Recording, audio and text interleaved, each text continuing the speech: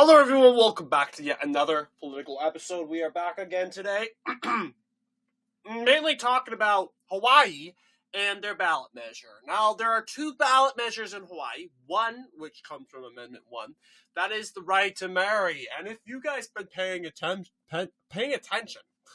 this law, you probably know already that you already have the right to marry whoever you want in the country. So why do we have this ballot measure in Hawaii? Well, if you guys are unaware, there was a ballot measure somewhere in the early 2000s that Hawaiians voted on that basically made gay marriage illegal in the state, like every single state except for Minnesota, I want to believe. That's one of the states where gay marriage was on demand by popular vote. Insane, right? Then there was Maryland, but took everyone by, I would say takes everyone by surprise because a lot of Democrats back in 2008, 2000, 2012, they were against gay marriage. And now look at what they are right now. But looking here, you'll see Amendment 1. This amendment would change the state constitution to repeal the legislature's power to limit marriage to heterosexual couples. And so, yes, it's basically change the state constitution, which obviously they can't necessarily do that. But then again, it's still in the Constitution due to that amendment that was passed in the early 2000s. You'll see here, Hawaiians were very hesitant with this ballot measure. They didn't know what to think. 11-point lead for the yes option, kind of base, if you will. Compared to the other elections results, 60% for Kamala Harris, 64% for Mazie Hirono. And then you got this measure, which Democrats vastly supported. But you can definitely tell there were some Democrats that stood against this ballot measure. For instance, the county of Kalawao, it didn't participate. I guess not enough participated. But yes, you'll see clearly the biggest lead of them all is Hawaii County, right here. Pretty urban, rural. In other words, it's dense, a little bit populated. 43,000 people, 57% saying yes to this very woke ballot measure and pointless ballot measure, if you will, because everything is fine in regards to gay marriage, which is completely pointless if you think about it.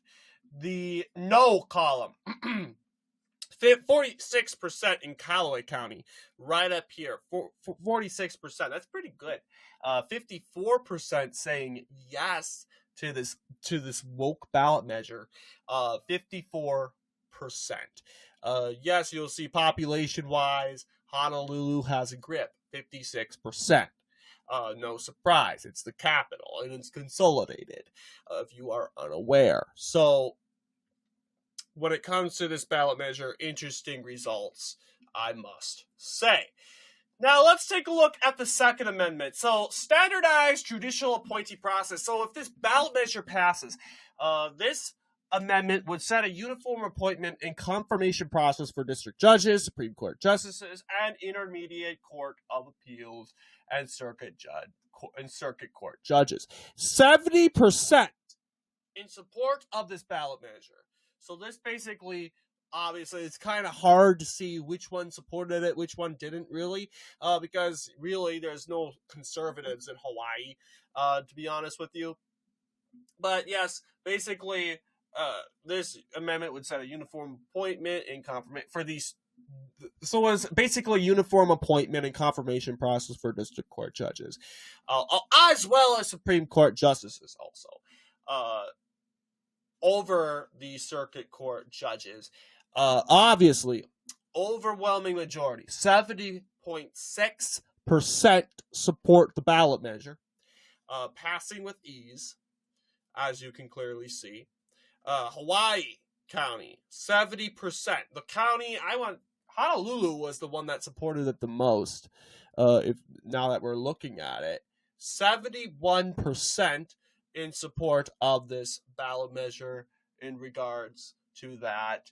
You got the no column, Kauai County, 68%. Oh, once again, a very big decisive mandate in this said election. 68%, 32% saying no. Kauai County's right here. 68% no, 32%. All right. Yeah, you'll see clear results there.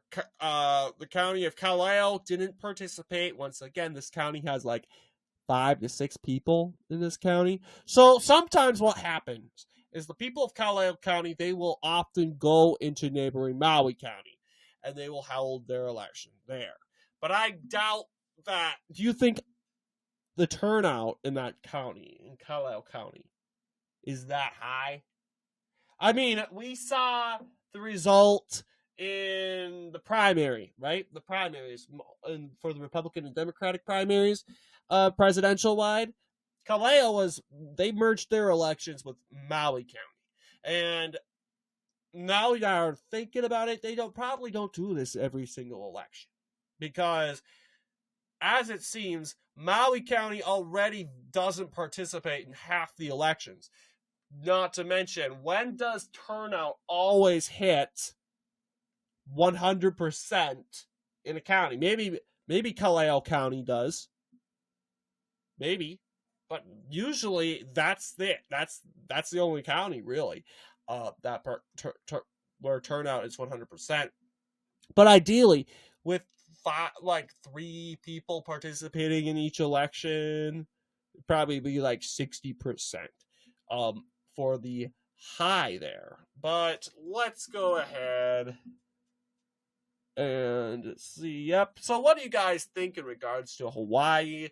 Not real news to talk about other than the woke ballot measure that sadly, it passed, but it surprised me. 55.9%. That was underperformance than what I actually thought would be like 70%. Because ain't Hawaii woke? But then again, some Hawaiians might be scratching their heads. I thought gay marriage is legal. Why are we doing a gay marriage thing 2.0? That's just silly. And not to mention a waste of tax dollars. Bet you anything. Does the 44.1% count people that are just ticked off that their tax dollars were used so violated to waste money to get a stupid ballot measure, to get a constitutional referendum off? That's just stupid. So, interestingly enough, what do you guys think in regards to our video? Let me know down below, and as always, I'll see you all in the next political episode.